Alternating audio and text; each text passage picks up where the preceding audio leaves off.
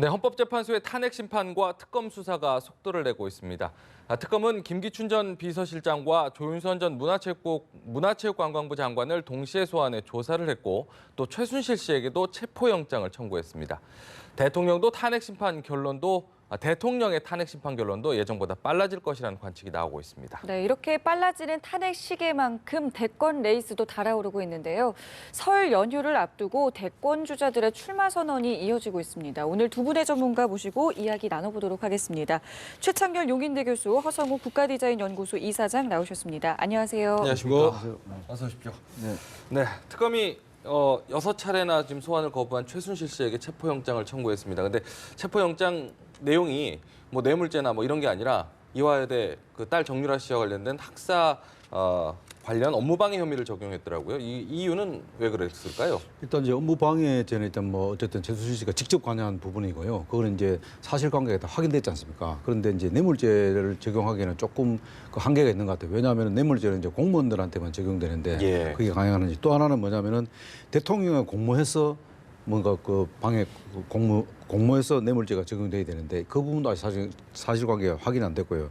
또 대통령과 또 박근혜 대통령과 최순실 씨가의 그 경제 공동체 이 부분도 사실 사실관계를 확인하기가 굉장히 어려운 거예요. 그래서 일단 뇌물죄보다는 업무방해죄로 일단 먼저 구속을 하고 그 다음에 이제 아무튼 오늘 이제 이 최순실 씨가 오늘 특검에 만약에 나오게 되면은 사실 지난 그 12월 24일 날 크리스마스 때 특검에 한번 나오고 그동안 못 나왔지 않습니까? 네.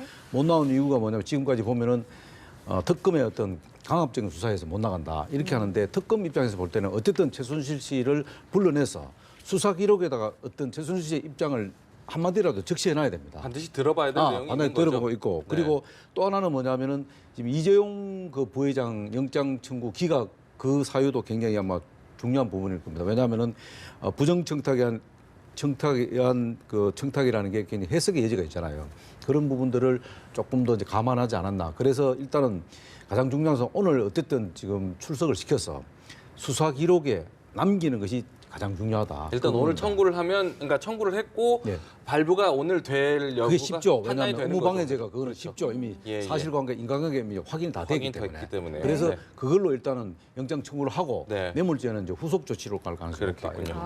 일단은 뭐 발부가 돼서 특검에 나왔을 때 최순실 씨가 순순히 좀 응하느냐 여부도 사실 중요할 것 같은데요. 지금까지의 최 씨의 여러 가지 행태라든지 이러한 전반적인 진술 태도로 볼 때 묵비권 행사할 가능성이 높죠. 지금 구인장을 발부하게 되면 체포영장 발부하게 되면은 일단 뭐 나와야 되지 않겠어요? 지금까지는 여러 가지 건강상의 이유, 또 재판상의 이유, 이러저러한 이유를 들어서 핑계 들어서 안 나왔습니다. 나와서 묵비권 행사할 가능성이 높아 보인다는 거고 묵비권 행사한다는 것은 자신의 여러 가지 혐의를 부인한다는 얘기거든요.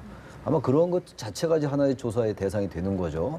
지금 그러나 이제 아까 지금 말씀하셨다시피 뇌물죄는 특검에서 아직 영장 청구는 안 했습니다만 뇌물죄로 피의자로 입건은 돼 있어요 지금 최순실 씨가.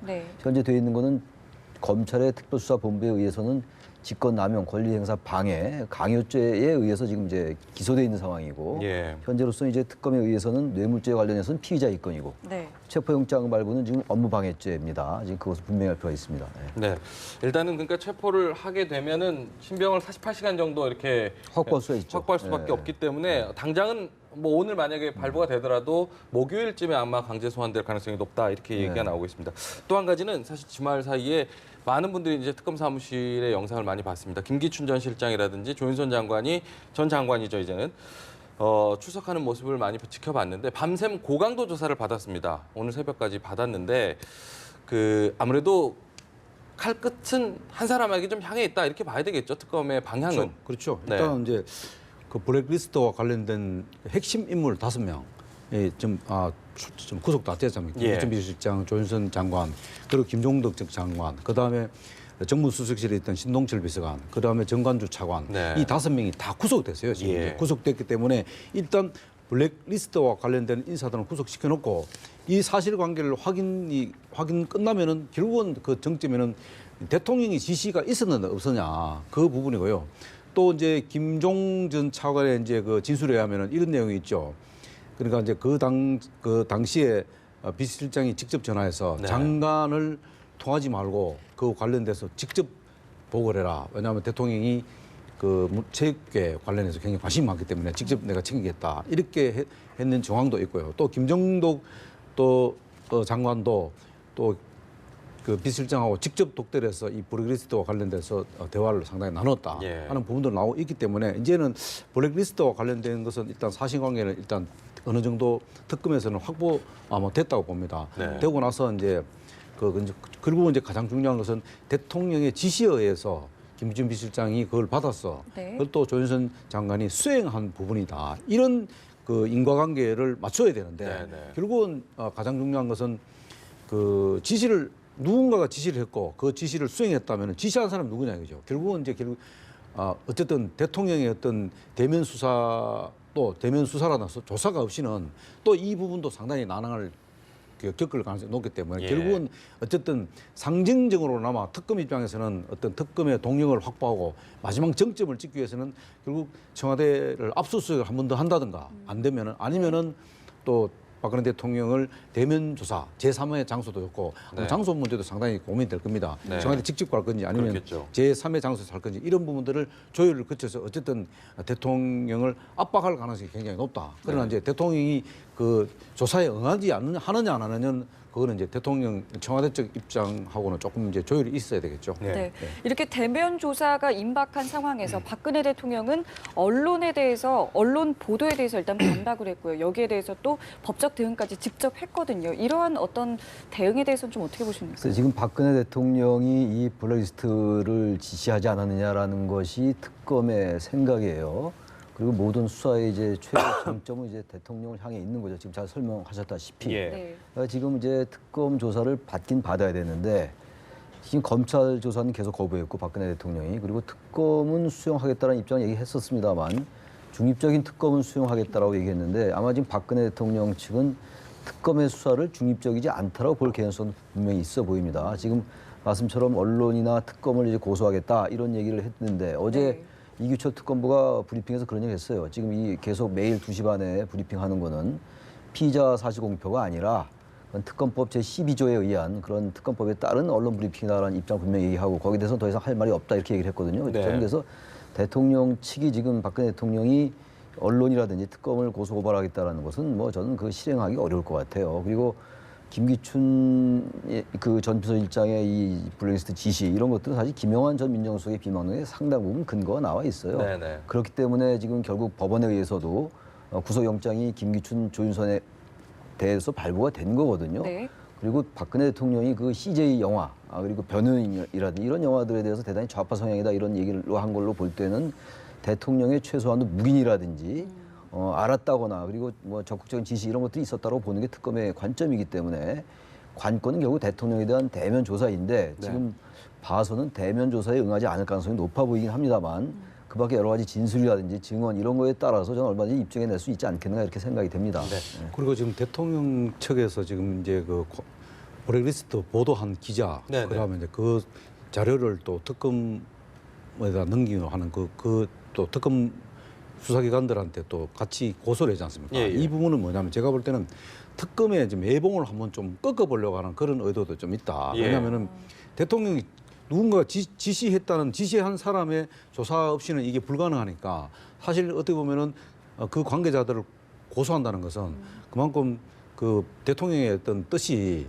나는 지시한 적이 없다는 간접적으로 표현한 거고요. 그리고 또 하나는 이제 특검의 어떤 예봉을 미리 한번 꺾고 그다음에 이제 그것을 중심으로 다시 한번 이 고소를 했으면 또 법원에서는 그와 관련된 행위를 해야 될 거 아닙니까? 네네. 그러다 보면 그 고소한 거기에서 또 오히려 간접적으로 대통령의 입장을 변호인 측이 주장할 가능성이 높다. 그걸 네. 이제 받아들일지 안 받을지 그거는 이제 법원에서 이제 할 사항이죠. 그러다 보면은 오히려 어떻게 보면은 조금 약간 그 특검의 어떤 그 수사 이런 것들이 좀 늘어날 좀 이렇게 긴장도보다는 좀 이게 느슨한 입장이 될 가능성이 높다. 네네. 그런 것들도 또 청와대 변호인 측에서 조금 좀 노리는 게 아니냐. 네네. 좀 뭐 예를 들어서 그런 것도 이런 게 좀 있는 것 같아요. 보이는 거죠. 예. 헌재의 심리가 헌재의 재판이 생각보다 빨라질 가능성이 저는 굉장히 높다고 봅니다. 예. 그렇다면 특검의 수사와는 별개로 헌법 위반, 헌법 위배 이런 것들은 충분히 입증이 거의 다 돼가고 있다고 저는 생각하기 때문에 이제 그런 부분들은 특검의 수사의 문제인 것이고 대통령의 자격 유무를 판단하는 헌재 판단이 특검보다 빨리 내려진다면은 네. 대통령이 아닌 상태에서 특검이 수사할 수도 있는 부분이거든요. 그렇기 때문에 의외로 현재는 특검의 어떤 조사를 거부하고 있다 하더라도 급무사를 탈 가능성도 충분히 있다고 좀 봅니다. 예. 박윤숙 특검팀 굉장히 좀 숨가쁘게 달려오고 있는데 총 70일의 이제 수사 기간 중에 오늘이 34일째입니다. 네. 거의 절반 정도 왔거든요. 지금까지의 어떤 특검 수사는 좀 어떻게 평가를 하시나요? 전 특검 수사 뭐 굉장히 긍정적으로 보고 싶어요. 그리고 지금 특검이 10명을 구속했잖아요. 그리고 검찰이 구속한 게 6명인가 그렇습니다. 10명을 구속한다는 게 그렇게 쉬운 일이 아니에요, 지금. 뭐 여러 가지 네 갈래로 지금 특검이 수사를 했었잖아요. 네. 뭐 네 갈래에서 어쨌든 10명을 2대 입시 비리도 있었고 비선진료도 있었고 뇌물죄 부분도 있었고 여러 가지 있었는데 10명을 구속한 것은 전례가 없어요. 물론 이 사건 자체가 이 사태 자체가 헌정사상 유례가 없는 것이긴 합니다만 예. 기존에 11번의 특검이 처음에는 좀 반짝하다가 좀 하는 것 같다가 결국은 용두사미로 끝나고 이런 예가 굉장히 많았지 않았어요. 근데 네. 이번에 특검은 끝까지 현재 지금 뭐 10명을 구속하고 어쨌든 대통령을 향해서 지금 계속 정전하고 있는 상황이기 때문에 특검의 수사는 저는 상당히 긍정적으로 보고 있고 네. 일각에서 이번에 이재용 삼성전자 부회장의 영장이 기각되면서 뭔가 특검의 수사가 지나치게 앞서가는 거 아니냐라는 비판인데 저는 그 비판에 전혀 동의할 수 없습니다. 네. 특검이 이 정도로 수사를 해 나가기 때문에 그런 대로 이렇게 여러 가지 농단 사태들이 밝혀지는 단초라도 마련된 것이라고 저는 보기 때문에 네. 특검의 수사가 계속 더 분발해서 마지막까지 어떤 목표를 이뤄내야 된다고 생각을 합니다. 네. 저는 조금 이제 뭐 우리 최 교수님 다른 입장도 의견을 갖고 충분히 계시군요. 뭐 저는 동의합니다. 네. 또 특검이 그동안 굉장히 34일 동안 막 상당히 그 노력도 해왔고 성과도 상당히 있었다고 봅니다. 예. 다만 이제 너무 좀 자신감을 가졌지 않았냐. 특히 이제 이재용 그 부회장의 영장 청구가 기각되는 것을 보면서 그 간간히 이제 특검이 그 아마 그 이제 그 중간중간에 브리핑을 하지 않습니까? 그때 국민들 알 거리를 위해서 예. 브리핑하는 과정에서 이런 얘기를 많이 했지 않습니까? 지금까지 갖고 있는 많은 그 증거 자료만 하더라도 충분히 이재용 부회장을 영장 청구를 해서 그 받아낼 수 있다. 구속을 받아낼 수 있다. 이렇게 자신했는데 그것이 사실 기각됐지 않습니까? 그런 걸 보면서 좀 더 이렇게 치밀하지 못했다. 그 뭐 좀 앞서가기보다는 너무 자신감을 갖는 것보다는 또 그렇게 하다 보니까 어떻게 보면 또 너무 지나치게 국민 정서를 또 너무 고민하는 거 아니냐. 이게 수사에 주력해야 된다. 결국은 뭐냐면은 특검이라는 것은 어쨌든 결과가 중요한 거지 않습니까? 그렇지 않습니까? 그 결과에 충실해야 되는데 너무 또 지나치게 또 보여주기 위한 수사 그리고 또 많은 관계자들 아까 이제 10명 가까이 지금 구속됐지 않습니까? 관련된 거. 그래서 어쨌든 중요한 것은 뭐냐면 우리 법은 그 무죄 추정주의지 않습니까? 근데 마침 이제 이것이 일단은 구속 영장 청구가 발부됨으로 해서 모든 사람들이 죄인이 일단 다 된 것처럼 이렇게 생각하는데 사실은 어떻게 보면 이제 법원에 넘어가서 재판을 받아서 그 과정 속에서도 또 어떤 상황이 또 일어날지도 모르죠. 그렇기 때문에 너무 지나치게 일단 인신을 구속하고 나서 뭔가를 수사하려고 하는 이런 부분들은 조금 뭐랄까 좀 과도하지 않나 좀 그런 생각이 좀 들더라고요. 저도 뭐 우리 허 이사장님 말씀에 한 말씀 좀 첨언을 한다면 구속을 하려면 일단 범죄의 중대성이 입증돼야 되고 예. 그리고 도주나 증거 인멸의 우려가 있을 때 구속을 하는 거잖아요. 네. 근데 지금 이번에 구속된 사람들은 그냥 왜 그렇게 인신 구속부터 하느냐 무죄 추정의 원칙에 따라서 재판에서 결국 밝혀지는 거 아니냐 이래서 원래는 불구속 수사가 원칙이에요 지금. 그래서 영장 실질 심사할 때도 한 명의 판사가 하는 거거든요. 특별히 제가 말씀드린 그러한 사유가 있을 때 구속하는 것이기 때문에. 예. 그런데 이번에 구속된 사람들은 거의 다 청문회에서 완벽한 위증들을 하는 사람들이에요. 증거 인멸의 우려가 없다고 할 수가 없다라는 거죠. 네. 위증 혐의로 다 고발되어 있는 상태고 게다가 특검이 국회에다가 위증 혐의로 고발해 주시오라고 해서 고발된 사람들이거든요. 그렇죠. 그리고 사실 다 보셨잖아요, 우리 국민들께서. 너무나 뻔한 사실을 물론 그것도 최종 재판에서 입증이 돼야 되는 것이지만 판결이 내려져야 되는 네, 것입니다만 누가 와도 저것은 거짓말을 하고 있다라는 그런 것도 너무나 보였기 때문에 저는 구속하는 것은 지나치게 인신구속했다라고 볼 수 없다. 이것은 당연한 결과다라고 봅니다. 저는 네, 개인적으로. 그렇군요. 네. 헌법재판소 얘기도 좀 나눠보면 사실 뭐 헌법재판소에서 오늘 8차 변론이 지금 진행이 되고 있는데 앞서서도 그랬지만은 박근혜 대통령이 이제 특검 수사와 관련해서 블랙리스트와 관련해서 이제 고발도 하고 하는 것이 이제 특검의 어떤 예봉을 좀 피하고 수사를 좀 지연시키고자 뭐 이런 것이 아니냐 이런 이야기도 하지 않았습니까? 네. 지금 국회 소추위 쪽에서는 좀 빨리 속도를 내기 위해서 증인도 지금 채택했던 사람들도 철회를 하고 있는데 반대로 이제 대통령 측에서는 계속해서 좀 늘려가는 분위기거든요. 이 부분도 마찬가지라고 해석을 해야 되겠죠. 그렇죠. 이제 일단 그 국회 탄핵소추위에서 이번에 이제 그 블랙리스트 관련해서 예. 일단 그 탄핵 사안을 추가를 할 수가 없어요. 네. 왜냐하면 추가를 하려면은 국회의원 제적 3분의 2 통과 동의를 얻어야 되기 때문인데 그래서 이제 헌재에다가 참고 사항으로 네. 이렇게 해서 이제 일단 추가를 한 겁니다. 그거는 뭐냐면 헌법에 이제 우리가 이제 보장된 그 표현의 자유 이 부분을 참고한 사항인데요. 그리고 또 이제 그 탄핵소추위원회에서 이렇게 이제 또 참고도 사항도 내고 그 다음에 정인들도 줄인 이유가 뭐냐면 예. 빨리 탄핵의 결심을 빨리 받기 위한 거죠. 근데 그것이 이제 헌재에서는 또 어떻게 받을지는 알 수는 없습니다. 어쨌든 지금 객관적으로 보면은 지금 헌재가 굉장히 그 심리를 서두르는 이유가 보면은 빨리 뭔가를 좀 결론을 내리려고 하는 그런 좀 그 징후들이 상당히 이제 보이고 있죠. 예. 그렇다면은 이번에 이제 정인 출석 또 정인 신청 네. 이런 것들이 상당히 이제 헌재에서 이제 그 여러 가지 구별을 합니다. 무조건 이제 대통령 측에서 뭐 정인을 다수를 신청했다 하더라도 헌재에서 그것을 상당 부분을 지금 추려내고 있지 않습니까? 네. 그 부분이 있기 때문에 그렇고 또 하나는 뭐냐면 지금 이제 그 전혀 지금 그 소재가 파악되지 않는 안정권 이재만 이 부분들도 사실은 이제 뭐 어쨌든 더 이상 헌재에서도 없이도 일단은 심사를 하겠다 하니까 예. 하겠다 하니까 그런 부분들이 전체적으로 종합적으로 보면은 이 헌재 시기가 의외로 좀 빨리 돌아갈 수가 있다. 네. 판결 시기가 그렇게 지금 보고 있습니다. 말씀하시기에 수정 만약에 하려면 국회 본회의 다시 의결해야 된다 이런 주장도 있다는데 거기에 대해서는 어떻게 보세요? 좀 의견이 다른 것 같더라고요. 그거는 뭐 어느 쪽으로만 단정하기 어려울 것 같아요. 네네. 지금 뇌물죄 부분 때문에 그렇거든요. 예. 지금 헌재의 지금 헌법 법률 위반이 지금 13개로 제기가 됐는데 예. 그중에서 5가지로 정리를 해놨잖아요. 그중에서 네. 5가지 중에 하나가 뇌물죄예요. 형사법상 뇌물죄인데 이번에 이재용 부회장의 그 영장이 기각되면서 바로 이 부분 때문에 혹시 헌재 탄핵 인용 또는 기각, 뭐 인용 쪽으로 봐야 되겠죠. 네. 헌재 입장에서 인용이 영향을 받고 지나치게 심리가 지연되는 거 아니냐 이런 우려 때문에 이제 국회 탄핵소추위원단에서 이것을 좀 변경하자는 얘기인데 네. 일각에서는 이게 뭐 국회의 동의를 얻어야 된다는 그런 주장이 있고 변경하는 새로 추가하는 게 아니기 때문에 이것은 가능하다라는 의견이 있어요. 네네. 근데 중요한 건 지금 현재 어쨌든 헌재에서 대통령의 자격 유무, 대통령의 파면 유무를 결정하는 심리이기 때문에요. 그런 것들이 아니라 하더라도 지금 블랙리스트 같은 경우도 헌법상의 그 사상 표현의 자유, 언론의 자유, 이런 뭐 학문과 예술의 자유 이런 것들을 심대하게 침해했다고 본다면 이것이 박근혜 대통령이 지시한 것들이 입증만 된다면 충분히 탄핵이 가능한 부분들이거든요. 네. 바로 그렇기 때문에 헌재에서 지금 빨리 서두르는 것 같고 네. 이번 주에 이제 그 증인신문 끝나면은 대개 이번 주 내로 하면 윤곽이 좀 나올 것 같아요. 그래서 언론의 보도도 2월 말 정도면 가능하지 않겠는가라는 보도가 네. 그래서 나오는 거거든요. 그리고 네. 헌재의 그 박한철 소장도 여러 번에 걸쳐서 신속하고 공정한 결론을 내리겠다. 그러나 국민의 눈높이에 맞추겠다. 이런 얘기를 여러 번 했기 때문에 네. 우리 국민들 일반이 생각하는 것보다 좀 굉장히 좀 빨라질 가능성은 전 높다고 생각합니다. 네. 국회 이제 탄핵 소추위에서 낸 게 이제 헌법 위반 5가지, 법률 위반 8가지 않습니까? 근데 사실은 그 헌재 초반 그 심리할 적에는 굉장히 법률 그 사실관계를 굉장히 논란을 하지 않겠나 해서 시간이 좀 다소 좀 걸리지 않겠나. 왜냐하면 사실관계를 확인해야 되니까요.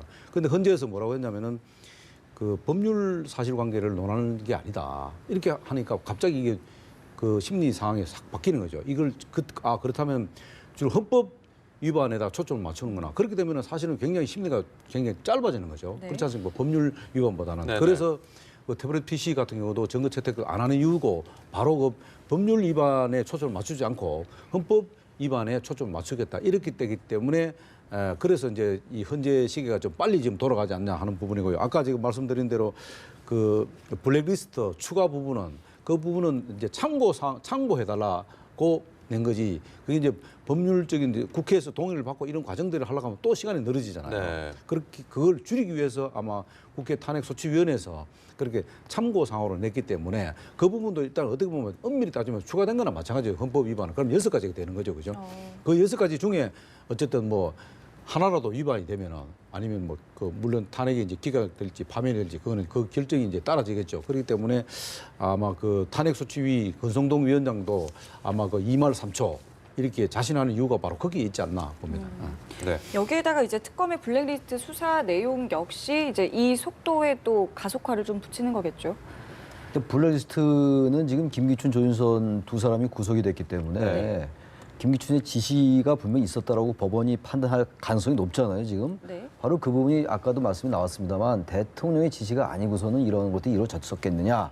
그리고 김영한 민정수석의 전 민정수석입니다만 그 비망록에도 그런 얘기가 나와 있고 네. 대통령이 한 발언 같은 거 CJ가 만든 영화 다 이렇게 좌파 성향들이냐 이런 것들로 미뤄볼 때 대통령 지지가 있었을 가능성이 높다라는 거고 그래서 이번 주에 글쎄 어떻게 될지 모르겠습니다만 청와대에 대한 압수수색이 만약 있다면 아마 청와대가 거부하겠죠 압수수색을 어떤 쉽진 형태로든가 않겠죠. 예 그리고 그 대신 이제 그 외과적으로 정밀 타격하듯이 네. 특정한 지역을 지정해가지고 압수수색을 한다면은 거기서나마 최소한의 물증을 확보해낸다면은 의외로 박근혜 대통령의 지지가 있었다라는 사실을 입증할 가능성은 전혀 없진 않잖아요 지금 예. 특검이 그렇다면 이런 부분들은 바로 그 헌법 위배가 되는 것이거든요. 그렇다면 이 헌재의 심리는 뭐 굉장히 급무사를 탈 수밖에 없는 것이고 또 하나 문제는 이렇습니다. 지금 우리가 전반적인 여러 가지 그 낮게 헌법 또는 법률을 말씀하고 있습니다만 지금 전체적으로 볼 때 지난 이것이 촉발된 것이 직접적으로 된 게 10월 24일이었잖아요. 태블릿PC가 보도되고 난 다음에 예. 내일이면 석 달이에요. 정확하게 만 석 달이거든요. 그렇게 되네요, 벌써. 그동안 국민들이 충분히 알았습니다. 대통령이 자기가 거의 있느냐 없느냐에 대해서 물론 각 개개인의 생각은 다르다 하더라도 더 이상 헌재 심리 밀어서 계속 이렇게 국정이 비정상으로 하는 것을 방치하겠느냐 이런 것들에 대해서는 우리가 정말 여야 보수 진보를 떠나서 심각하게 생각할 필요가 있다고 생각합니다. 아마 헌재 재판관이 그것을 생각하는 것이 아닌가 이렇게 보여집니다. 네, 알겠습니다. 탄핵 시계가 좀 빨라지는 만큼 뭐 대권의 시계도 같이 좀 빨라지는 것 같습니다. 지금 보면은 어제만 해도 벌써 그 안희정 충남지사가 출마 선언을 했고 손학규 전 대표 같은 경우도 조직을 구성을 했고요. 오늘 같은 경우 또 이재명 성남시장도 출마 선언을 좀 합니다. 아마 11시니까 지금 진행이 되고 있을 것 같은데 야권의 젊은 대선 주자들도 굉장히 좀 많이 나오고 있거든요. 어떻게 좀 보시나요? 일단 뭐 50대 기수론 입장에서 볼 때는 우리 이제 국가 차원에서 보면은 사실은 그 50 젊은 사람들과 신구가 사실 공존하면서 이 대선을 치른다는 것은 굉장히 바람직하다고 봅니다. 네. 그만큼 국민들의 어떤 선택의 폭이 넓어진다는 입장에서 보면 바람직하고요. 다만 조금 이제 아쉬운 게 지금 여당이든 야당이든 50대 기수론들이 대개 보면은 지금 나오는 지금 그 문재인 후보를 제외하는 분들이 다 그 현직에 있는 분들이에요. 네. 그래서 지방자치단체장 하는 분들인데 이제 안희정 지금 이제 후보가 됐죠. 이제 어제 출마하기 때문에 안희정 공직선언이기 때문에 안희정 후보 같은 경우는 사실 50대 기수론 중에서 야당에서는 가장 유력해요. 문재인 그 후보를 제외한다면은 그렇다면은 어떻게 보면은 이제 젊은 50대 기수라는 패기 이런 것들이 강하게 보이잖아요. 예. 그런 측면에서 국민들한테 굉장히 점수를 많이 받는데 좀 아쉬운 점이 뭐냐면은 지방자치단체장들이 자기 현직을 갖고 지금 출마를 선언했잖아요. 이런 것들이 국민들한테 진정성이 조금 떨어지는 거예요. 왜냐하면 젊은 패기라는 것은 뭡니까? 자기 직을 걸고 던지고 사실은 경선에 진다 하더라도 그걸 그대로 받아들이고 다음을 또 바라보는 이런 도전 정신이 있어야 되는데 네. 이게 사실은 어떻게 보면은 경선에 지면은 또 도지사직을 또 수행하면 되는 거니까. 그러면 뭡니까? 도적은 누가 책임집니까? 이런 부분들에 대해서는 명쾌하게 사실 이재명 시장이나 안희정 지사 또 뭐 좀 있으면 이제 박원순 시장도 또 출마할 가능성이 높죠. 이런 또 여당에 보면 남경필 지사라든가 뭐 이런 분들은 자기 직을 던지는 또 젊은 패기 있는 그런 좀 책임지는 모습 이런 것들이 좀 더 국민들한테 다가가는 모습 아니냐. 아무리 좋은 정책, 아무리 좋은 비전을 냈더라도 본인의 어떤 진정성 부분에 딱 걸리게 되면은 국민들은 교회를 개합동할 가능성이 높다. 그 부분이 좀 아쉽다 이렇게 봅니다. 네. 네. 자, 그리고 문재인 전 대표와 안철수 전 대표는 호남을 방문을 하고 있습니다. 네. 호남 민심 잡기 나섰는데 글쎄요, 호남 민심은 좀 어떤 것 그래서 같습니다. 안철수 전 대표는 지금 설 연휴 전까지 엿새를 계속 있겠다라고 그럽니다. 그러니까 예. 호남에서 뭔가 승부수를 잡지 않으면 어렵다라는 판단을 하는 것 같아요. 제가 봐도 그렇게 보여지고 예. 호남이 지난 총선만 해도 뭐 불과 얼마 전이잖아요. 작년 네. 4월 달이니까 그렇죠. 완전하게 국민의당 쪽이었잖아요. 호남당이란 말까지 들을 정도였는데 지금 호남에서의 지지율은 뭐 다 아시겠습니다만 문재인 전 대표에게 거의 압도적이에요. 완전히 역전됐어요. 안철수 전 대표와의 관계가. 호남의 민심은 정권 교체에 누가 적임자냐라는 판단을 하는 것이 아닌가 이런 생각이 좀 들어요. 우리가 전통적으로 어느 지역이나 마찬가지긴 합니다만 특히 호남 지역이 전략적 선택을 하는 지역이다라는 얘기를 우리가 많이 하지 않습니까? 그러면서 볼 때 지금 현 단계에서는 안철수 전 대표로서는 이 정권 교체하기가 좀 어렵지 않겠냐라는 판단을 하지 않는가. 그것이 이제 여론조사로 좀 나타나는 것 같아요. 예. 물론 향후에도 얼마든지 바뀔 수가 있어요. 시간이 뭐 짧다고 합니다만 얼마든지 또 그 변수는 많이 있는 거니까. 문재인 전 대표가 지금 호남에서 어느 정도 이제 대선을 구축한다면은 네. 야권자로서는 상당히 이제 그 유리한 입지를 선점해 나가겠죠. 물론 지지율도 지금 가장 높긴 합니다만 네. 바로 그것이 이번에 이제 광주 대회전, 주말 대회전이었다라는 거 아니에요? 문재인과 이제 안철수가. 네. 네. 그것이 얼마나 이제 바뀌느냐 아니면 그대로 유지되느냐가 야권에서 둘 중에 누가 선점하느냐. 또 하나 이제 변수는 야권이 연대 문제예요. 이제 그 반기문 전 총장은 야권 후보라고 인식되지는 않지만 어쨌든 연대에서는 굉장히 중요한 또 키맨이기도 하고 예. 어제 손학규 전 대표가 국민주권개혁회의를 이제 창립 선언을 했어요. 사실상의 대권 출마라고 봐야 되는데 이 부분과 제3지대의 연대는 여전히 큰 변수예요. 물론 현재로서 문재인 전 대표가 굉장히 앞서 나가고 있고 탄탄한 지지세를 보이고 있기 때문에 가장 유망해 보이긴 합니다만 반기문, 손학규 이쪽의 안철수 연대도 성향들은 다르지만 예. 이게 또 하나 개헌은 저는 대선 전에 굉장히 물리적으로 불가능해 보이긴 합니다만 아무튼 대선 후에 개헌을 고리로 하더라도 말이죠. 이 제3지대 연대 이건 또 무시할 수 없는 변수예요. 그러니까 손학규 전 대표 같은 경우도 굉장히 중요한 변수이기도 하고 네. 반기문 전 총장이 과연 이 지지율이 현재로서는 굉장히 좀 정체인 것 같은데 귀국한 열흘 돼서 이 지지율이 반등하느냐 네. 아니면 여러 가지 검증 공세라든지 지금 무슨 반기상 씨에 대해서 송환해 달라고 미국이 요청하고 있는 이런 상황이잖아요. 이런 것들이 어떻게 맞물리냐에 따라서 문재인 대선론으로 굳혀지느냐 아니면 이 대선 정국이 한바탕 또 요동치느냐의 분수령이 될 것 같아요. 네. 그렇군요. 그리고 또 이제 유권자 입장도 중요하지만 후보 입장에서 왜 그러면 호남이 중요하느냐 이 부분에 그러요. 사실 문재인 전 대표나 안철수 전 대표 같은 경우는 고향이 다 부산이에요. 그럼에도 불구하고 호남에 이렇게 가서 구애를 하는 이유가 딱 세 가지예요. 제가 볼 때는 물론 뭐 다른 해석이 있을 수 있는데 첫째는 뭐냐면은 호남 지역은 표가 분열이 잘 되지 않습니다. 예. 첫째. 두 번째는 뭐냐면은 그 어떤 표의 결집성도 있고 두 번째는 뭐냐면은 전략적 선택을 한다는 겁니다. 알아서들 호남 지역에. 그다음에 세 번째는 뭐냐면 그 지금 광주의 민심이 전국에 있는 호남 출향 인사들한테 영향을 미친다는 겁니다. 그것이. 그거는 뭐냐면 결국 이 세 가지가 어떤 안철수 후보든 안철수 전 대표든 문재인 전 대표들은 표의 확장성에 절대적인 영향을 미친다는 겁니다. 예. 이 부분이 지금 이제 특히 이제 문재인 대표는 더 급하죠. 왜냐하면은 지금 그 박스권에서 이제 막 벗어났지 않습니까? 20% 박스권에서 막 벗어났기 때문에 이 부분에 동력을 얻으려면은 호남의 절대적인 지지대가 필요하다. 그런 측면에서 볼 때는 문재인 대표나 또 안철수 전 대표가 호남에 적극적으로 구애하는 이유가 있고 또 안철수 대표 입장에서 볼 때는 사실 자기 텃밭을 잘못하면 문재인 대표한테 뺏기는 수가 있단 말입니다. 그렇기 때문에 안철수 입장에서는 더 절박한 거예요. 왜냐하면 좀 나쁘게 말하면 그 굴러온 돌이 박힌 돌을 빼낼 수 있다. 이런 입장이기 때문에 자기 고향을 놔두고 지금 호남에서 저렇게 전력 집중하는 이유는 바로 그 절박함에서 나온 것이 아니냐. 그렇게 보는 거죠. 반기문 전 유엔 사무총장에 대해서도 좀 이야기를 나눠보고 싶은 게 반기문 전 유엔 사무총장 지난 주말에 뭐 여러 가지 사정 때문에 있었겠지만은 일정을 주말 굉장히 중요한 일정이었는데 일정을 취소하고 좀 정책 구상에 좀 들어갔습니다. 이번 설 전까지 여러 가지 이제 토론회라든지 준비하는 것들이 많을 텐데 중요한 일주일이 되지 않겠습니까? 글쎄 당장 이제 뭐 대선 주자에 듣는다라는 그 프로 지금 진행 중이잖아요. 방송에서. 예. 그 준비 때문에 이제 주말 일정을 취소했다 이런 얘기가 나오고 있고 네. 또 관훈 클럽 토론회도 있어요. 네. 이런 준비를 해야 되는데 아무튼 지금 10일날 귀국하고 한 열흘 됐잖아요. 근데 썩 그렇게 긍정적인 평가라기보다는 대단히 우려스럽다. 반기문을 지지하는 사람들 입장에서 볼 때는 네. 이런 평가가 나오고 있어요. 다시 말하면 정체성의 문제인 것 같아요. 보수 진보를 좀 아우르고 기성 정치권과 차별화를 두겠다고 하면서도 또 뭐 바른정당 입당 얘기도 좀 나왔었고 물론 네. 부인을 했습니다만 이런 전반적인 걸로 볼 때 과연 이 반기문 전 총장이 국내 정치나 우리 한국 사회의 여러 가지 고민 또 여러 가지 문제점 격차라든지 불평 이런 걸 과연 고민했느냐 이런 부분들에 대한 문제가 제기될 수 있는 거거든요. 이 부분은 뭐 보수 진보다 말이에요. 이런 거하고는 다른 거라고 네. 하거든요.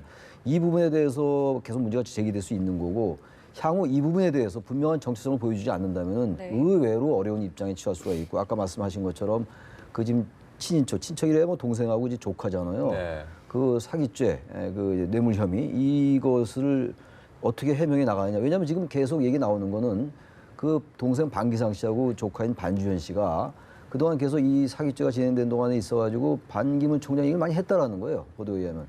그렇다면 이것을 해명을 해야 되는데 무조건 몰랐다라고 과연 하는 것이 통할 것인가. 야당이 아마 상당히 그 본격적인 검증에 들어가면 또 모르는 사실들이 많이 나타날 가능성이 있거든요. 이것을 급거하지 못한다면은 이 대선 이 구도 자체가 많이 바뀔 수가 있다라는 생각이 들어서 이건 반기문 총장이 직면한 가장 큰 문제인 것 같아요. 네. 한 1분 정도 남았는데 반기문 유엔 전 사무총장에 대한 일주일 행보 어떻게 돼야 될지요? 일단 이제 지금까지는 어쨌든 뭐 지금 현실 정치에 적응하는 과정이라고 보기 때문에 일단은 좀 이해를 할 수 있어요. 네. 그럼 지금은 이제 앞으로 이번 주부터 이제 행보가 굉장히 중요하다. 왜냐하면은 첫째 지금 정리될 부분이 딱 세 가지예요. 하나는 뭐냐면 본인의 정체성이 도대체 뭐냐. 그다음에 이 시국 상황을 어떻게 인식하느냐. 또 하나는 뭐냐면은 그 시국 상황을 인식을 어떻게 돌파할 건지. 그다음에 정치는 정치적으로 풀어야 되는데 그러면 어떻게 돌파할 것인지 이 국내 정치를 어떻게 돌파할 것인지 이 세 부분을 어떻게 잘 조합할 거냐 이런 부분이고 또 하나는 마지막으로 본인이 유엔 사무총장으로 장점인 전 세계 지도자들과 만났는데 그러면 전 세계 지도자를 만났는데 국내 우리 국가의 이익하고 뭐 어떤 연관성이 있냐면 그거는 본인한테 생각 그것을 어떻게 국내 정치와 접목시키고 또 대한민국 발전과 어떻게 접목시키는 이런 부분들을 구체적으로 국민들한테 아마 이번 주에는 아마 뭔가 선을 좀 보여야 된다. 그렇게 해야지만이 이번 그 설 민심 밥상에 사실 팔도가 움직이는 이 설이 명절이지 않습니까? 이 명절에 본인의 이름을 좀 더 각인시킬 수 있지 않겠나 그래 봅니다. 네. 알겠습니다. 저희 두 분 말씀 여기서 마무리 짓겠습니다. 지금까지 최창렬 용인대 교수, 허성우 국가디자인연구소 이사장과 함께했습니다. 고맙습니다. 고맙습니다. 네.